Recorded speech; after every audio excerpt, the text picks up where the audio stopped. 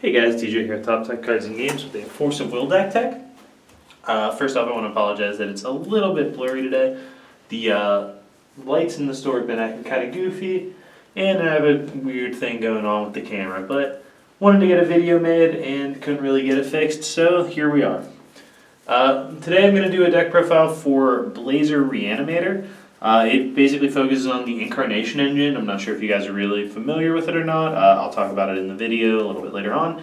But it focuses on using that as an advantage engine and then going over the top with Yamada and Reanimate spells. Opposed to earlier Yamada decks where your goal was to get Genesis creation into Yamada plus Refarth and just kill your opponent, we're just dropping Yamada as a very hard to deal with, very strong threat. And we're going to use him to basically just go over the top of our opponents instead of trying to just grind the game out kind of fairly, especially in a Reanimator mirror, or Incarnation mirror rather. And this has proven to be very effective for me in both the Incarnation matchup and the Knights matchup, which are two of the more popular decks right now. So just to go over our stones, obviously Blazer gives us the ability to play red without playing any red stones, which is really nice.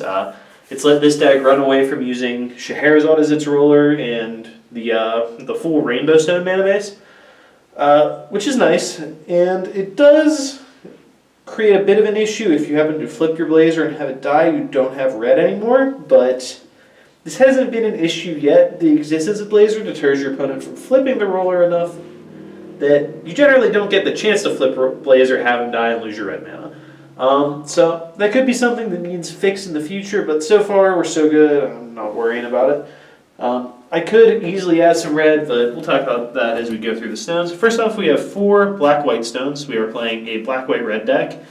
So the 4 black-white stones seem like a pretty easy choice. Then we have 1 Almirius and 1 Grus Ballesta.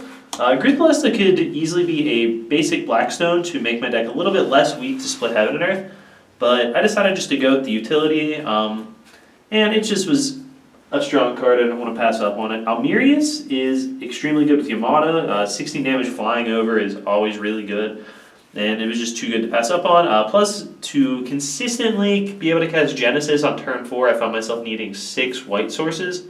So Almirius was good, and that is also the reason that I have 1 Magic Stone of Moonshade, because I didn't want to miss on black turn 1 ever. Just having early black was very important.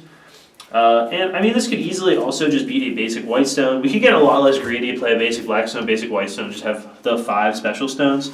It'd make our deck a little bit less weak to split Heaven and Earth, but so far I've been able to beat my opponents before split would kill me or discard them from their hands. So there's our stone base plus our roller Blazer. It's not the most exciting thing ever. It is very weak to split, but so far that hasn't been a real issue. Mono red is a hard matchup, but so far it's been pretty good. For our creatures, we have 4 Guinevere, 4 40 Thieves.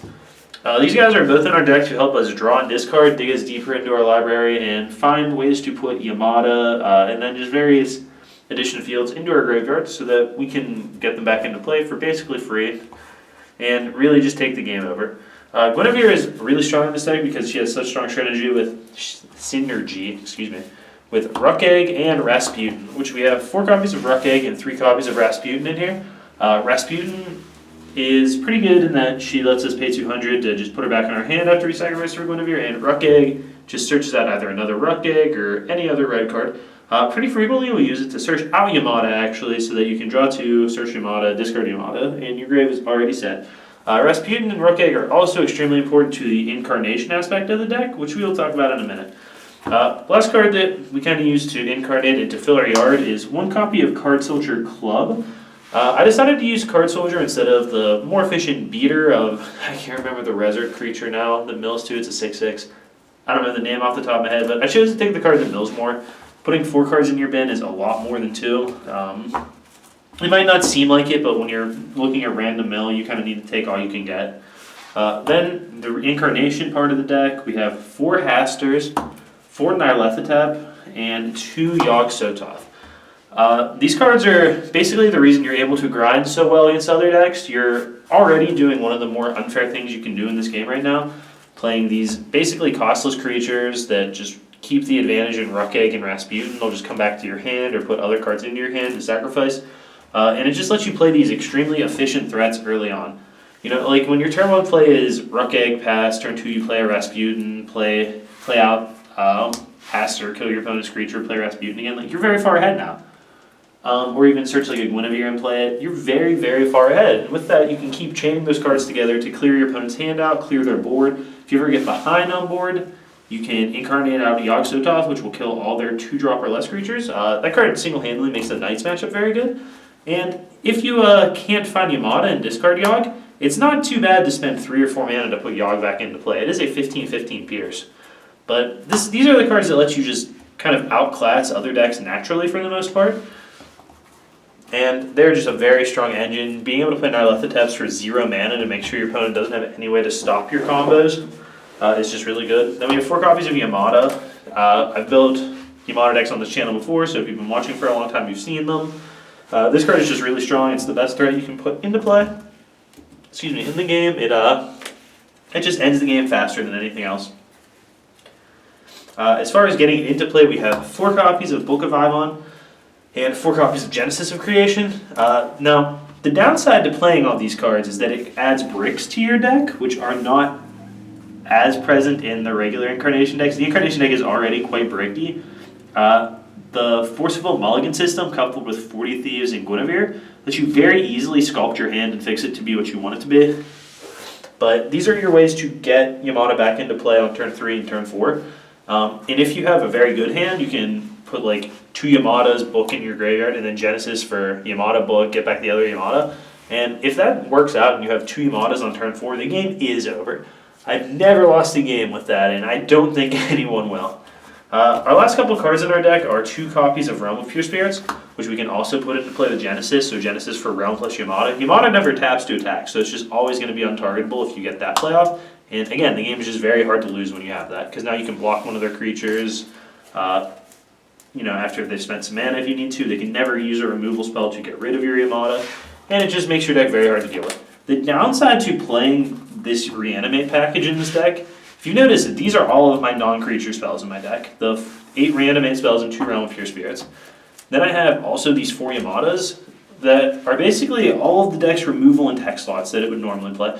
Instead of having additional threats, we have our Reanimate package, we have our Incarnation package, and together we have an incredibly strong card advantage engine from the Incarnate package. We have an incredibly strong game-ending package with Reanimate, and we're basically doing the most unfair things you can do in the game right now.